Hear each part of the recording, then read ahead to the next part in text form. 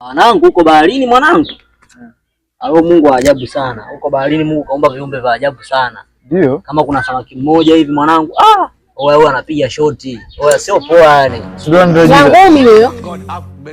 Si ndio huyo? Hata sielewi mwenyewe. Yaani Nyangumi ni mkubwa, anapindua mpaka meli Nyangumi.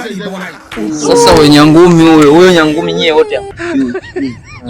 Nyangumi, yani Nyangumi kwanza ni mkubwa. Yaani kimweka hapa kama uwanja wa mpira ninavyokuambia. Yaani kama hivi wanapohangaika viwanja vya mpira. Ukimchukua Nyangumi, mbona watu wanacheza mpira mgongoni mwake afu na nili. Nyangumi mkubwa yani anapindua meli. Kuna wasa anaitwa Nyateke. Yaani Nyangumi mkubwa wake anaitwa unamjua wewe? Sikia, huyu mwanangu anapikia damu. Huyu muongo. Huyo samaki gani? Huyo Nyateke. Kaka yake Nyangumi huyo. Yaani huyo hapo meli sasa yeye apindui. Na kaka yake Nyangumi Nyateke naye nani? Huyo Nyateke. Huyo apindui meli, ni mkubwa kuliko Nyangumi. Huyo Nyateke yani yeye. Wabi mkuu mimi aniache.